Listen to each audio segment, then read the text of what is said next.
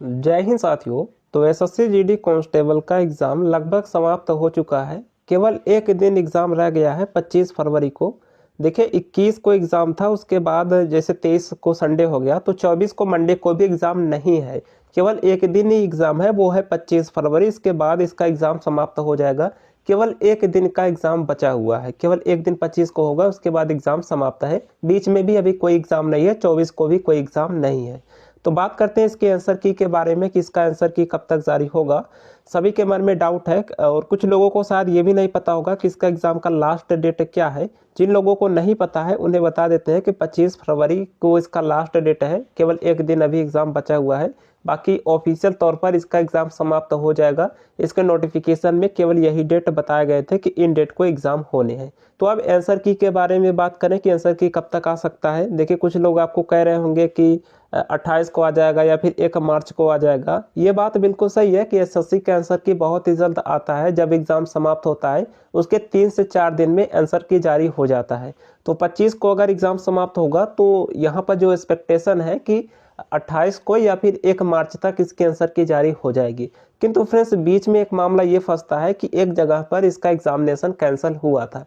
एक सेंटर पर जो कि इंदौर में है, आईपीसी इंदौर स्कूल था, वहाँ पर इसका एग्ज़ाम कैंसिल हुआ था। उस दिन जब यहाँ पर कुछ मामला सामने देखने को मिला था कि कुछ लोगों ने बम से उड़ाने की धमकी दी थी उस स्कूल को, तो वहाँ पर जितने भी लोग एग्ज़ाम देने गए थे उनको बाहर कर दिया गया था सेंटर से और शायद उनका एग्ज़ाम कैंसिल हुआ है। उन्हें अब नया डेट देखने को मिलेगा, नया नोटिस देखने को मिलेगा।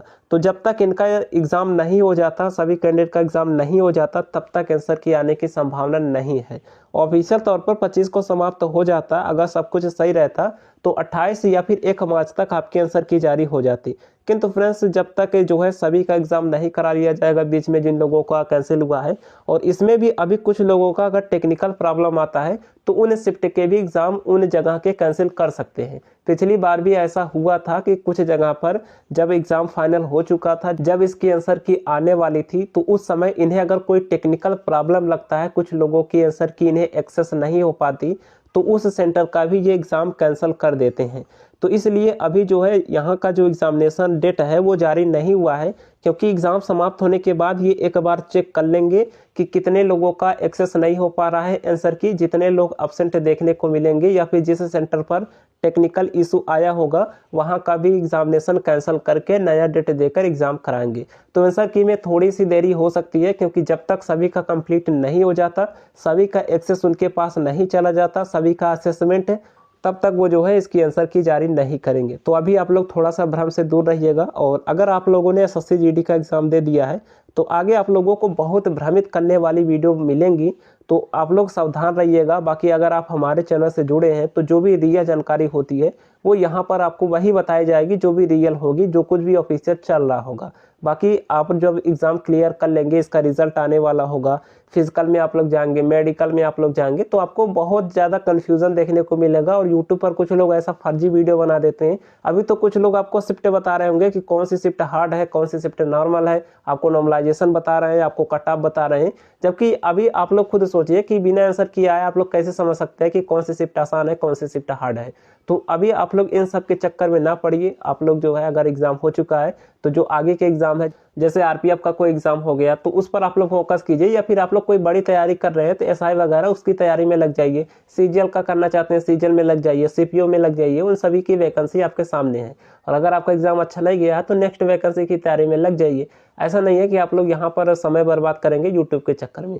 तो आप लोग जो है अपना समय अच्छे से यूटिलाइज कीजिए, जो भी आगे के एग्ज़ाम है उस पर फोकस कीजिए। बाकी जो भी रियलिटी थी हमने आपको बता दिया कि यहाँ आपका जब तक एग्ज़ाम नहीं होगा तब तक आंसर की जारी नहीं होगा। तो देखते हैं एसएससी क्या कुछ नोटिस निकालता है। नोटिस आएगा तब कुछ कंफर्म हो पाएगा कि किस सेंटर पर टेक्निकल इशू आए, किस सेंटर पर प्रॉब्लम हुई थी। क्योंकि यहाँ से बैठकर तो हम कुछ नहीं कह सकते कि वहाँ पर क्या हुआ था, वो तो एसएससी बताएगा कि क्या हुआ था, किस कारण से एग्जाम कैंसिल हुआ था। कुछ लोग तो कह रहे हैं कि पेपर लीक हुआ था, तो ऐसा कुछ नहीं है। न्यूज़ में आया था बम को लेकर ऐसा कुछ धमकी मिली थी तो इसलिए उन्होंने कैंसिल किया था। और भी कुछ सेंटर पर अगर टेक्निकल इशू होगा तो वहाँ का भी पेपर कैंसिल किया जाएगा। बाकी इसके एग्ज़ाम जल्द ही करा लेंगे, क्योंकि कुछ ही सेंटर का रहता है। एक सेंटर का अगर होगा, 1-2 शिफ्ट का, तो बहुत ही कम लोग होंगे, तो उनका एग्ज़ाम जल्द से जल्द ये करा के आपकी आंसर की दे देंगे। बाकी आगे जो कुछ भी नोटिस वगैरह आएगा उसके अकॉर्डिंग पता चलता जाएगा कि क्या प्रोसेस हो रहा है और कब तक आपके आंसर की आने की संभावना है। अगर लिंक वगैरह आता है तो मैं आपको इन्फॉर्म कर दूंगा, आप लोग टेलीग्राम को ज्वाइन कर लीजिएगा। एग्जाम समाप्त होने के बाद आंसर की का लिंक जनरेट हो जाता है, तो जो कुछ भी आता जाएगा मैं आपको इन्फॉर्म करूंगा। चैनल पर पहली बार आए तो सब्सक्राइब कर लीजिएगा। फाइनल रिजल्ट तक का आपको यहाँ से रियल जानकारी मिलेगी। चलिए आगे जो कुछ भी अपडेट आएगा इन्फॉर्म करेंगे। अभी आप लोग इंतजार कीजिए इसका एग्जाम होने का, अभी आंसर की आने की संभावना नहीं लग रही है। जो भी अपडेट आएगा इन्फॉर्म करेंगे। मिलते हैं नेक्स्ट वीडियो में, तब तक के लिए जय हिंद।